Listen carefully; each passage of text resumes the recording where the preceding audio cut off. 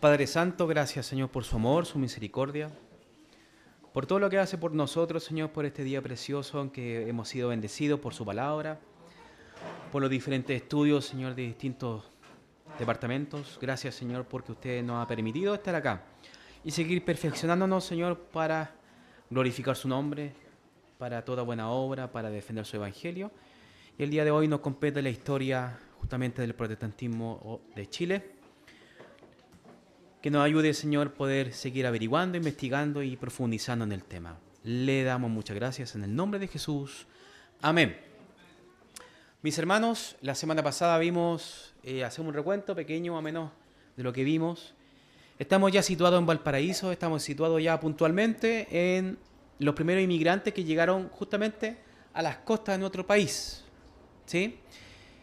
Habíamos visto de que todo lo que ocurrió en el contexto político, incluso con la propia fundación, ¿cierto?, de nuestro país, y la época de la independencia, y prácticamente todo Latinoamérica estuvo de la misma manera, pero en Chile hubo mayor énfasis en el comercio exterior.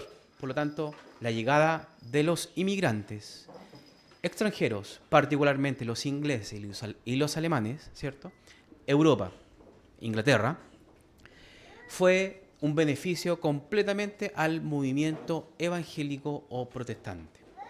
Esto que ocurrió, hermanos, los primeros comerciantes, las personas que ya tenían oficio, ¿cierto? Que tenían una carrera puntualmente, no profesional, pero ya con ciertos oficios como con los tejidos, zapatería, ese tipo de oficios que antiguamente eran bastante valorados, hoy en día tal vez no mucho, pero esos oficios eran bastante útiles para la época.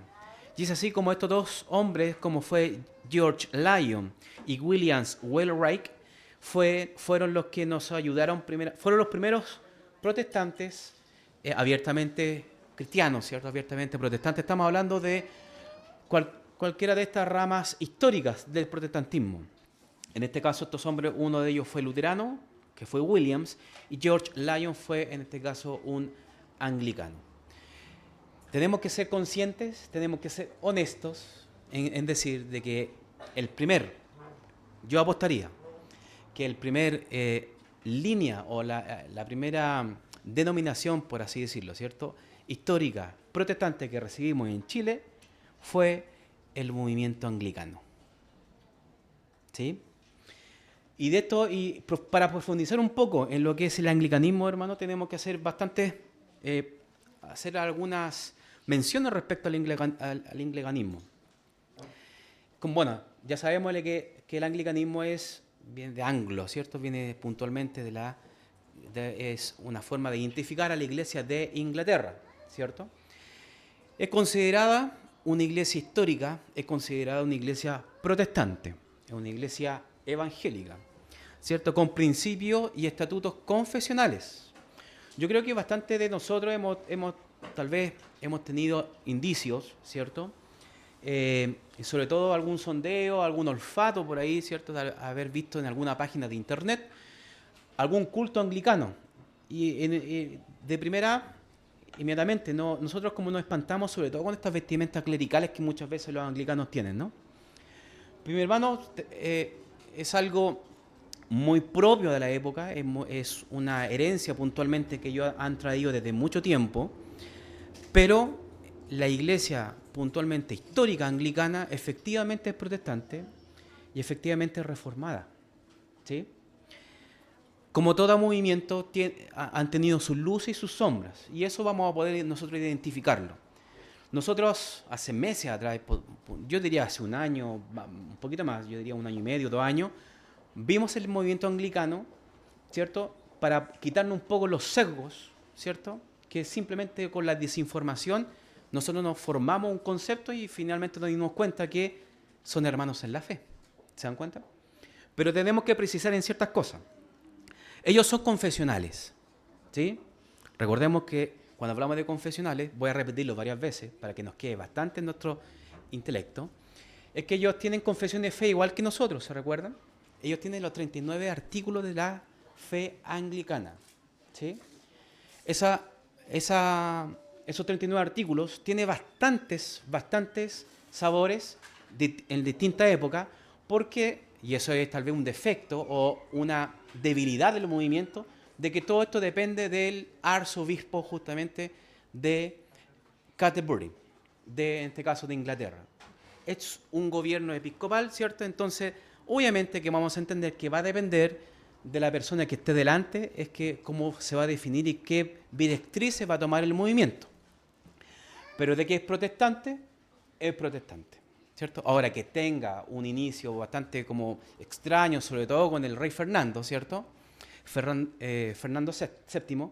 Entonces es bastante, o Jorge, se me olvidó. Fernando, ¿cierto? Ya, en el siglo, ¿cierto? Posteriormente, un tiempo después de la Reforma Protestante.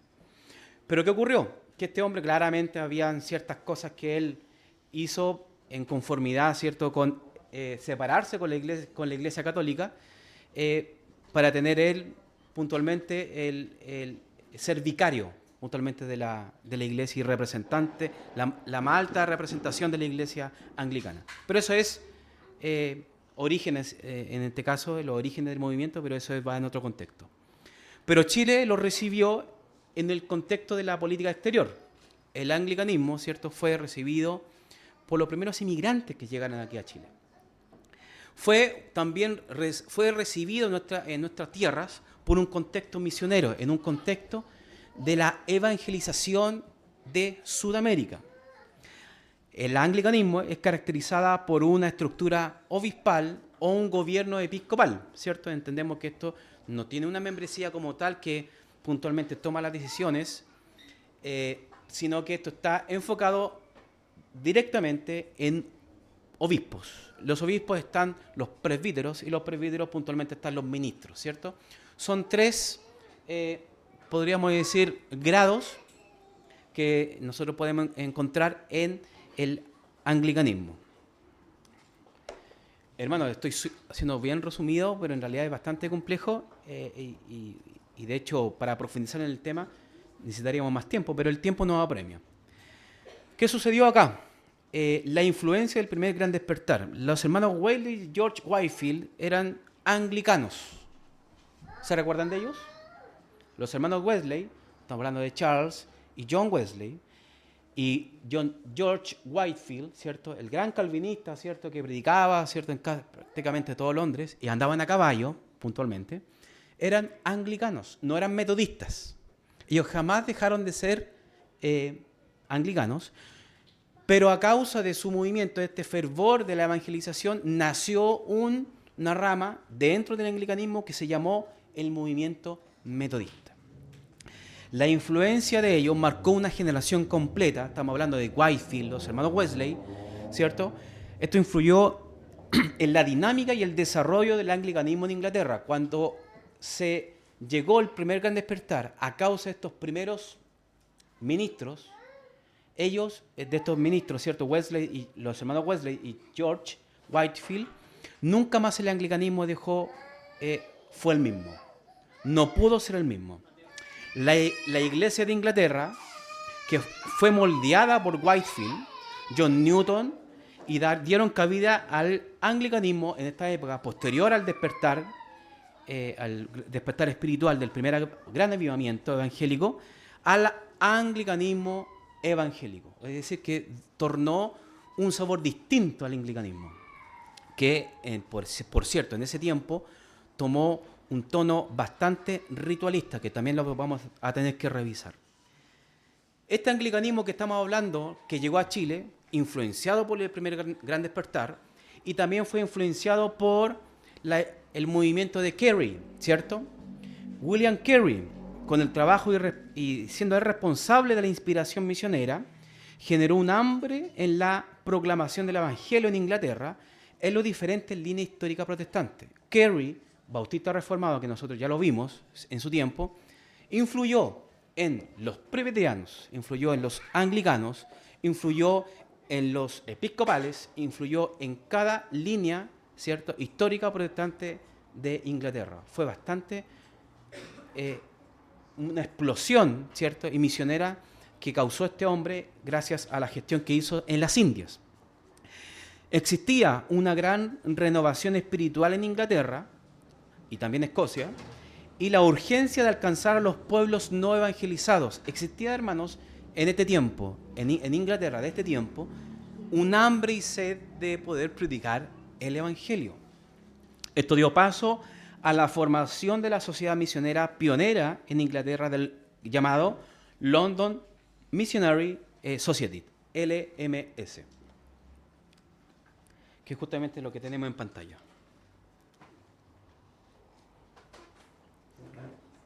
La London Missionary Society se fundó formalmente en septiembre de 1795 con el objetivo de difundir el conocimiento de Cristo entre los paganos y otras naciones ignorantes.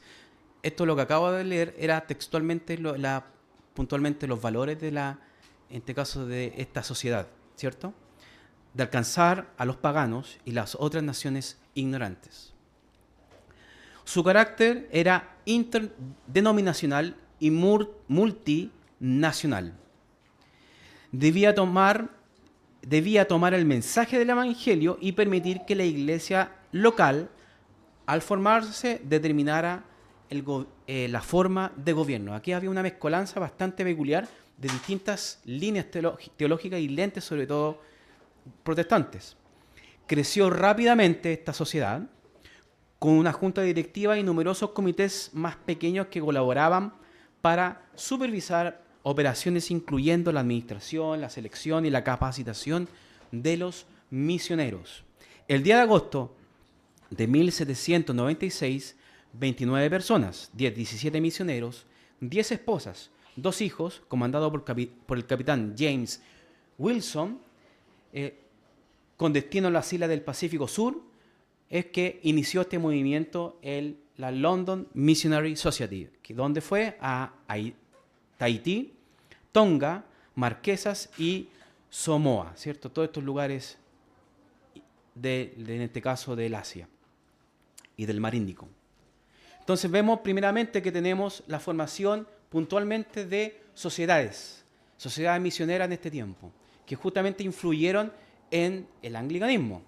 Pero estos primeros sabores de estas sociedades misioneras fueron bastante peculiares. En este caso, pues, tenemos los primeros misioneros como por ejemplo James Coover, él es en la localidad de Bristol, pero era de una denominación congregacionalista. Y él fue puntualmente a las islas del Pacífico. Roland Halas, Coventry, él fue un metodista wesleyano. ¿Se dan cuenta?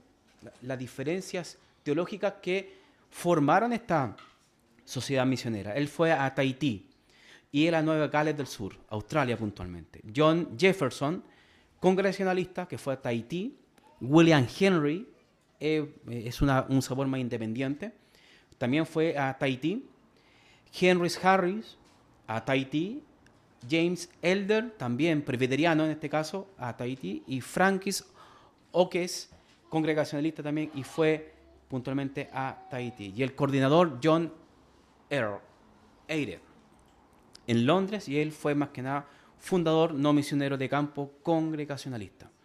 Si se dan cuenta, habían bastantes, dentro de las primeras sociedades que se formaron, bastantes diferencias, y dentro de esta misma diferencia ellos se agruparon para poder formar esta sociedad simplemente para impulsar la predicación del Evangelio. Y dentro de ellos, si se dan cuenta, ellos no habían en un inicio anglicanos, empezaron a formarse y empezaron a agruparse los anglicanos.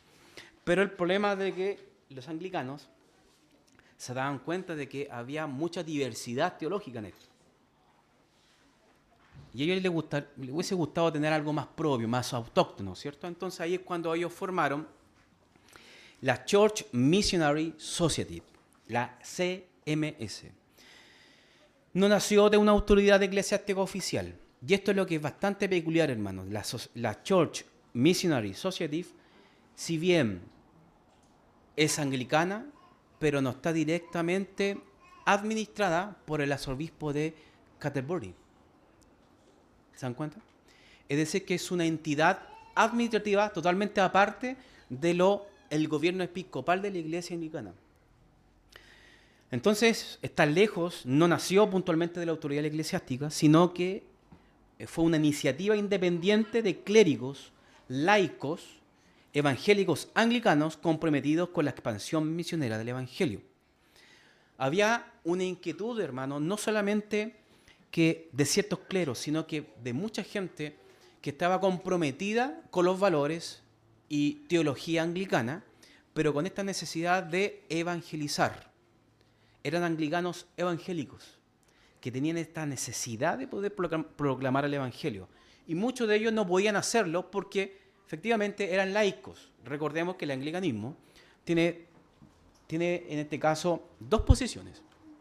Por un lado tenemos a los cleros, que son los que son formados en el ministerio, ¿cierto? Es decir, que serían pastores, ministros, presbíteros, ¿cierto? Tal vez de otros nombres, pero puntualmente lo mismo.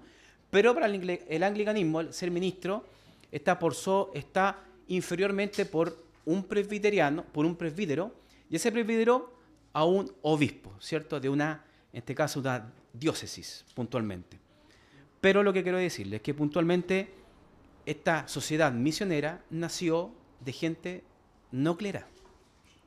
Nació de gente puntualmente con un corazón evangelizador, pero que no eran pastores, ni pastores, ni ministros, ni obispos. ¿Se dan cuenta? Pero hubo un celo de identidad anglicana. Eso sí lo que hubo. Eso gracias justamente al primer gran despertar y a todos estos actores que dieron su vida a las misiones, como fue don William Carey. Un celo de identidad anglicana, de mantener cierta confesionalidad en las misiones. Fiel a los 39 artículos de la fe anglicana, a la LOC, que es el libro de oración común, que es otra especie como de un catecismo, puntualmente podríamos decir, de lo que el anglicanismo tiene, puntualmente lo que imparte la Iglesia de Inglaterra. El 2 de abril de 1799, en Londres nació la Church Missionary Society, que en este caso es de sabor anglicano. ¿Qué sucedió? Bueno, los laicos misioneros, yo lo hago como pregunta, ¿cierto? Porque es bastante peculiar. Digamos, hermanos, de que el anglicanismo, antes de este tiempo, era bastante cerrado.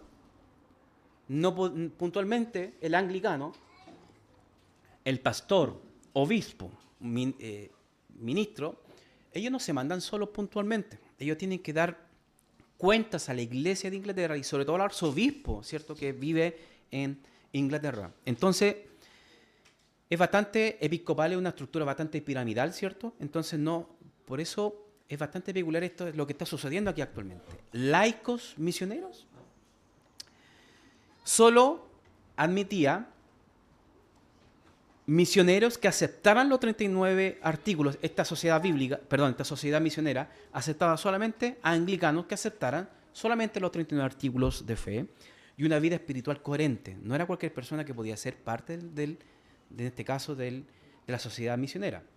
Aunque no fue una sociedad oficial por un tiempo, ¿cierto?, sobre todo inicialmente, contaba con el respaldo informal de clérigos evangélicos dentro de la Iglesia de Inglaterra.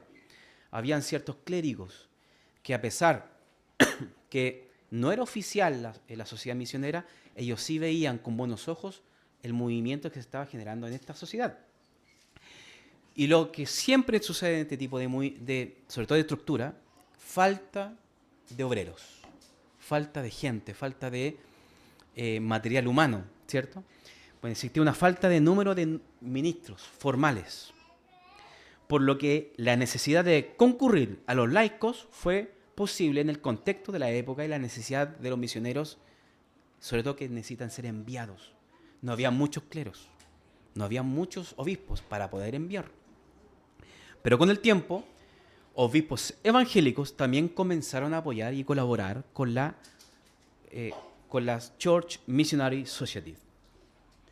¿Cómo operaba? Era bastante peculiar, era un comité, o sea, no peculiar, normal en realidad, un comité, secretarios y ciertas reglas de misión. Los misioneros eran comisionados por la en este caso la Church Missionary Society, no directamente por obispos. Cuando existía un obispo enviado por la sociedad misionera y que estaba en cierto lugar, en cierto país, ¿cierto? En cierto lugar donde se va a aplicar la misión, los laicos, que eran parte de la sociedad misionera, actuaban como asistentes al obispo. Es decir, de que la sociedad misionera anglicana actuaba en cierto lugar, en cierto territorio, ¿cierto? Pero si tenían un obispo dentro de sus filas, todos los misioneros laicos pasaban a ser asistentes del obispo que justamente estaba en ese territorio. ¿Se dan cuenta? Pero si no había obispo, la sociedad misionera actuaba como una manera más independiente, enviando y supervisando directamente a sus misioneros. La sociedad misionera respondía doctrinalmente a la Iglesia de Inglaterra, pero administrativamente operaba de forma autónoma. Era totalmente diferente la sociedad misionera a lo que puntualmente era lo oficial de la Iglesia de Inglaterra. ¿Qué buscaba puntualmente esta sociedad misionera? Evangelizar los pueblos no alcanzados, Asia, África, y adivinen, nosotros, América del Sur. Promover el anglicanismo evangélico, evitando tanto el anglocatolicismo como el liberalismo teológico. Nuevamente, hermanos, tenemos una realidad también aquí dentro del anglicanismo. Al igual que todo movimiento protestante que hemos visto a lo largo de todo este tiempo, hemos visto de que cada uno de nosotros, hermanos en la fe, ¿cierto?, de distintas ramas del protestantismo, han tenido sus luchas, ¿cierto? El anglicanismo también tuvo sus luchas, y sus luchas bastante fuertes, como lo fue el anglocatolicismo. Posiblemente ustedes no se acuerdan, pero nosotros la definimos como la High Church, o la Iglesia Alta, ¿sí? Ellos también tuvieron problemas puntualmente doctrinales, porque se quería adaptar la tradición católica romana, el papismo puntualmente, con el liberalismo teológico. Entonces, la formación, la historicidad, la tradición reformada anglicana estaba en peligro. Entonces, era bastante importante puntualmente la formación de esta sociedad misionera. ¿Qué buscaba esta sociedad? Entrenar y enviar laicos y clérigos, incluso no británicos, como por ejemplo misioneros africanos, indios y cristianos. Esta sociedad abrió la oportunidad, ¿cierto? Más adelante lo vamos a ver, que hubieron misioneros que no eran ingleses, sino que obispos, ¿cierto?, que fueron de la tierra autóctona, africanos, mapuches, que fueron obispos, clérigos, ¿cierto?, o presbíteros o ministros, ¿cierto?, del anglicanismo. Esto fue la principal conexión que tuvimos con el anglicanismo con Sudamérica, justamente con la necesidad de enviar a laicos y clérigos a los países y continentes no alcanzados. Esta época, hermanos, ya en nuestra nación se conoce como la época de las capellanías. A causa de la apertura migratoria en Inglaterra, muchos hermanos de la fe llegaron a Valparaíso.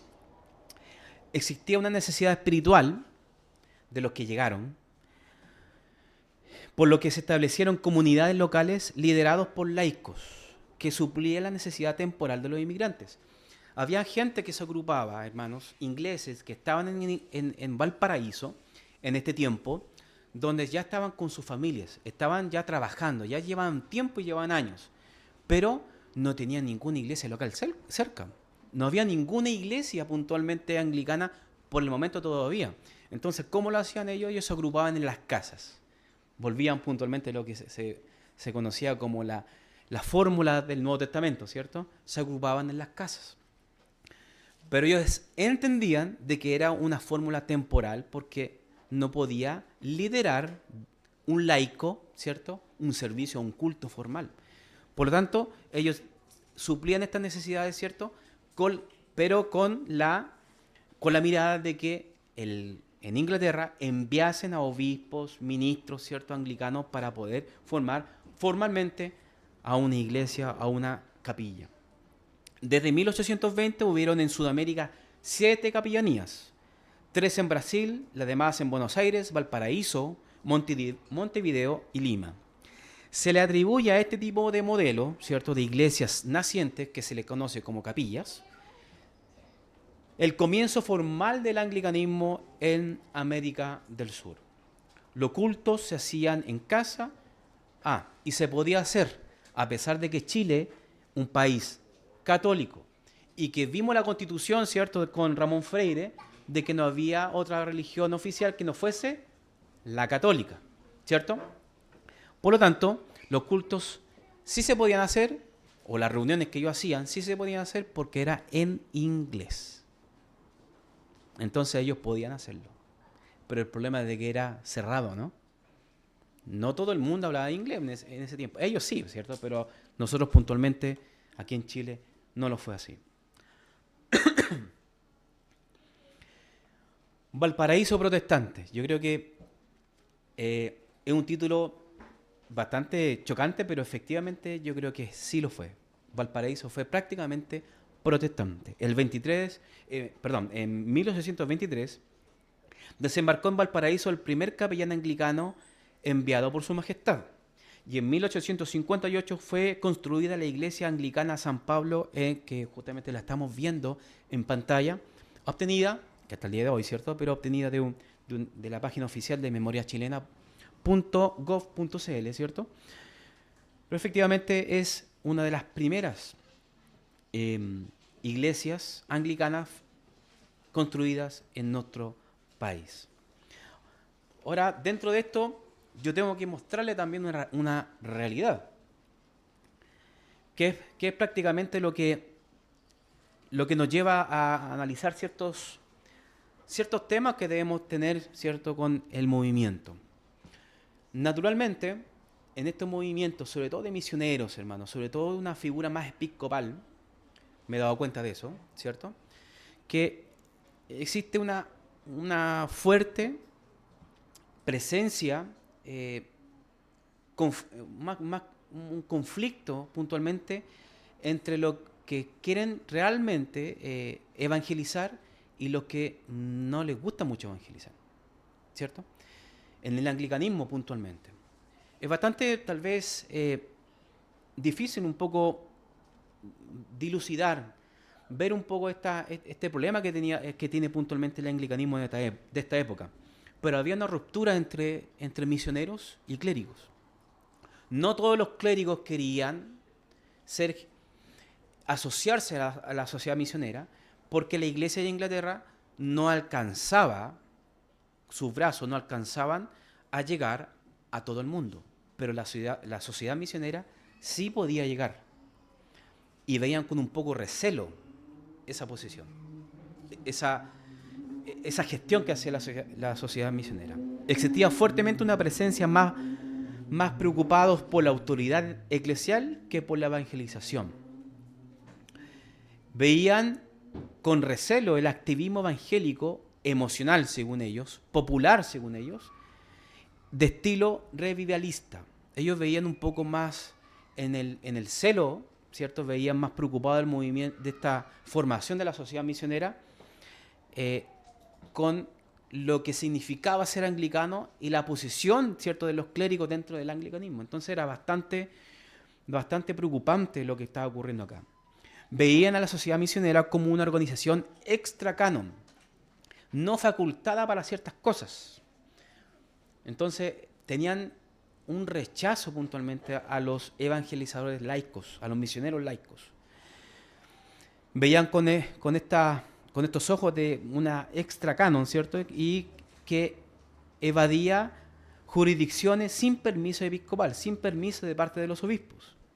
Consideraban que sus misioneros, muchos laicos, eran poco formados o socialmente inferiores en comparación con el clero formado en Oxford o en Cambridge. Entonces ahí nos damos cuenta que existía dentro del movimiento, sobre todo en esta época de de las misiones una especie de elitismo clerical, ¿sí?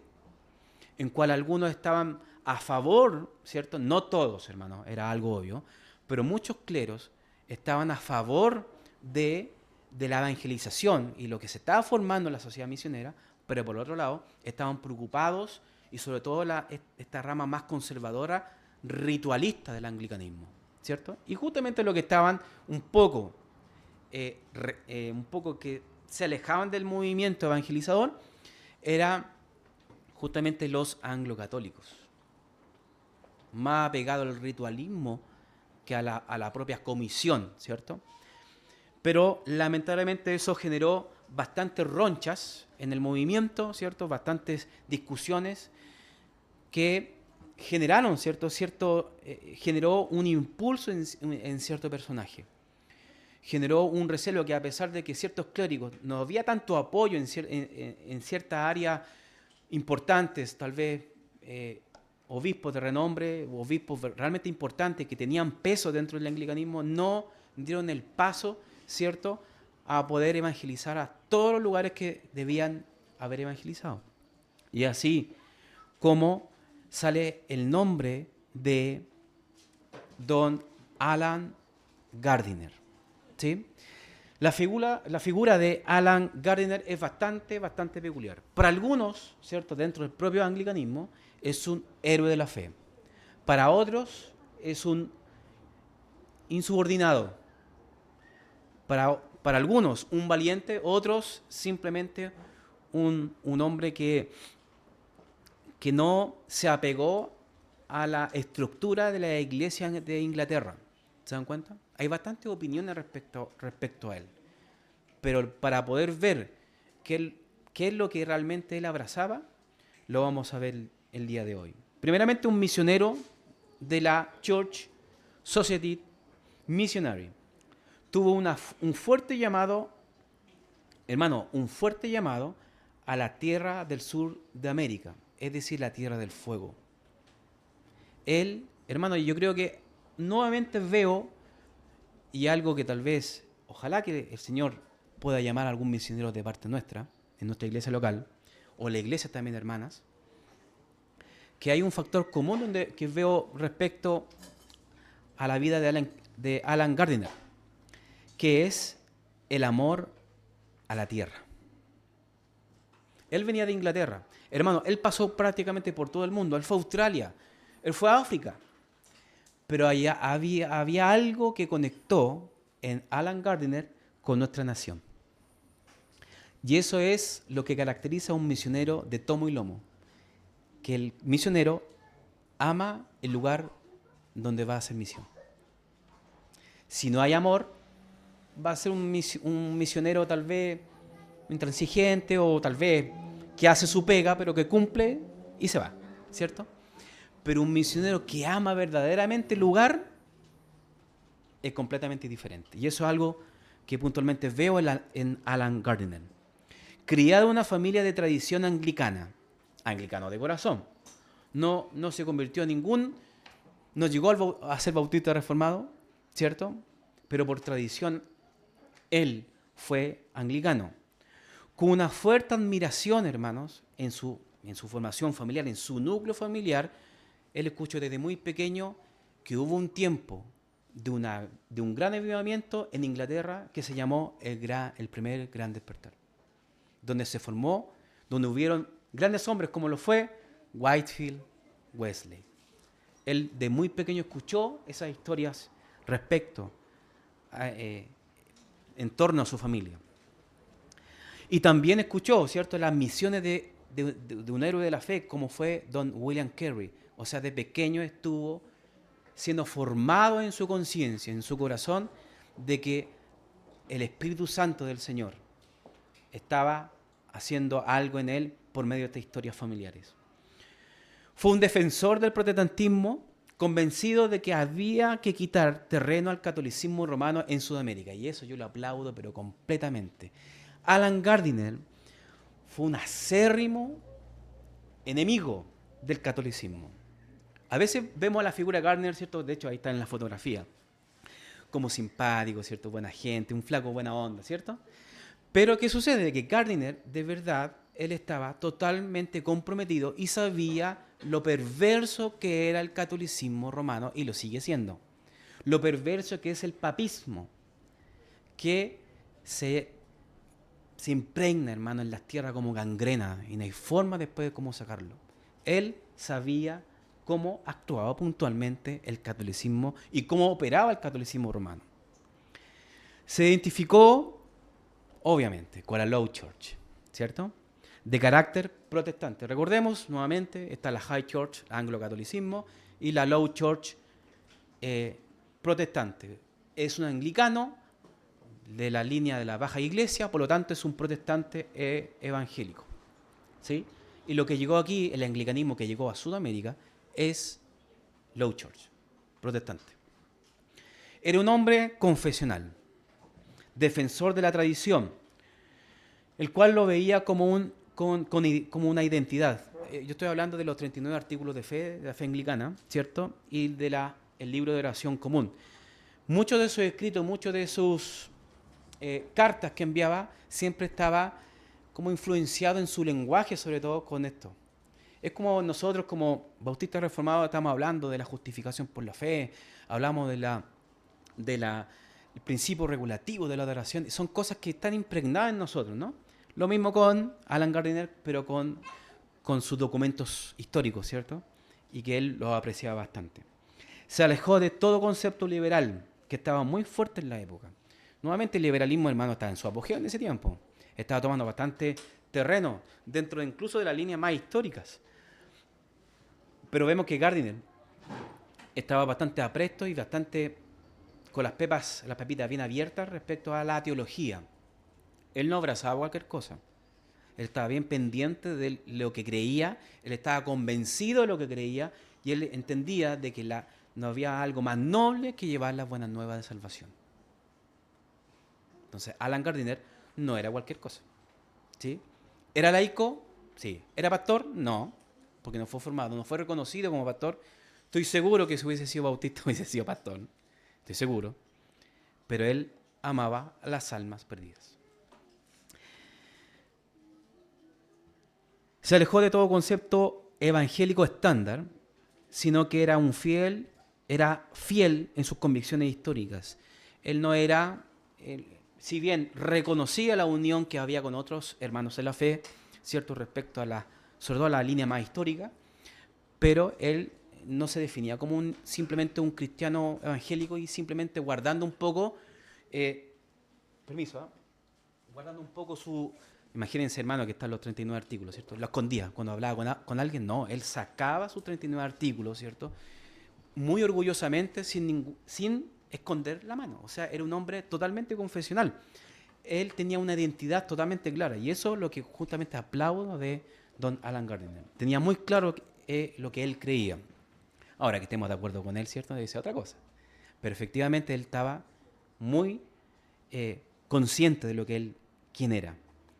Con un carácter ejemplar, hermano, yo creo que nunca había visto un misionero tan porfiado como él. Porfiado, hermano. O sea, perseverante y perseverante y perseverante y perseverante y perseverante y no dejaba nunca, pero nunca, nunca, nunca, nunca, nunca de seguir su objetivo. Es bastante peculiar este hombre. Bueno, nos vamos a quedar con la primera expedición, que fue en esta época, 1838. Por eso le digo, en esta época fue puntualmente cómo llegó el anglicanismo aquí a nuestro país.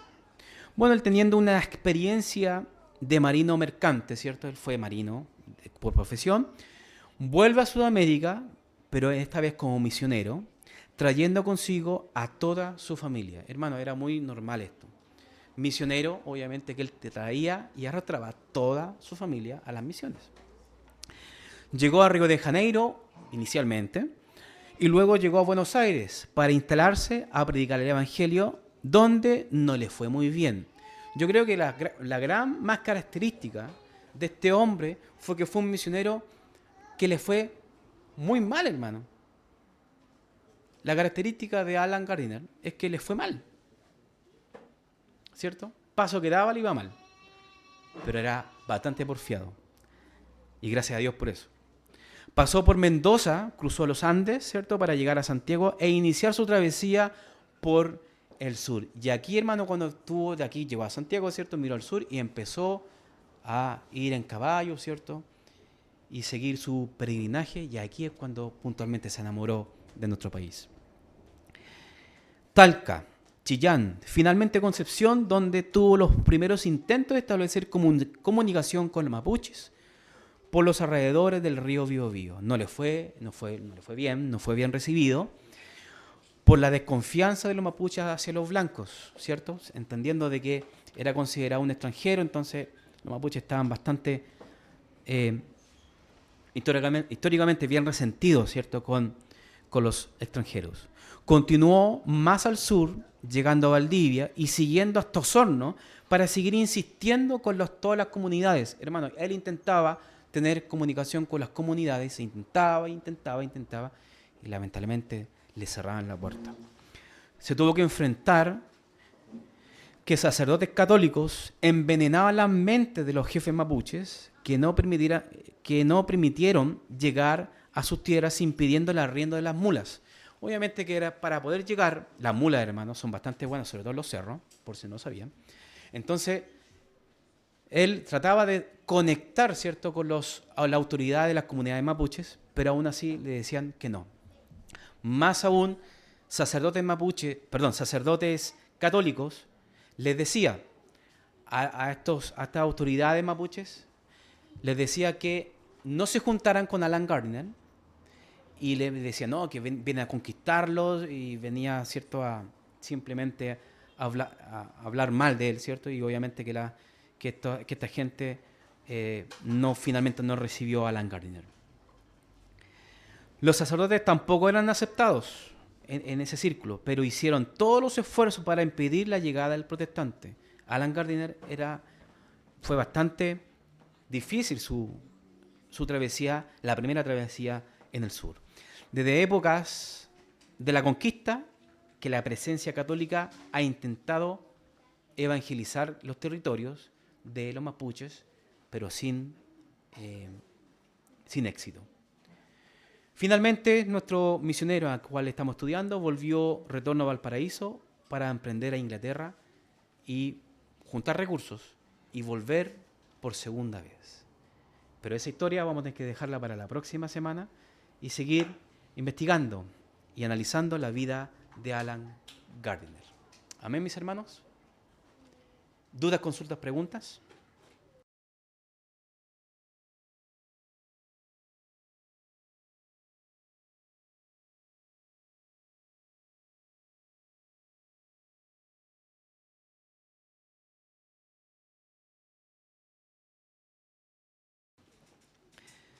Padre bueno, Padre Santo, gracias le damos, mi Señor, por todo lo que usted ha hecho por nosotros, por todo lo que por medio de su soberanía usted ha hecho por nuestra nación. Con mis hermanos hemos estado viendo y estudiando respecto a la vida y obra de Alan Gardner y el movimiento anglicano en general en nuestro país. Le agradecemos por estos hombres que fueron los pioneros en poder llevar el Evangelio a tierras tan lejanas como esta, Señor. Agradecemos por la vida de ellos y ayúdenos, Señor, a identificar también sus habilidades, fortalezas, luces y sombras para poder aprender de ellos y no cometer los errores que puntualmente ellos hicieron con anterioridad. Le agradecemos, Señor, por tus hombres, le agradecemos por Alan Gardner y por su historia y porque todo esto es movido por su mano. Le agradecemos, Señor, todo esto en el nombre de Jesús. Amén y amén.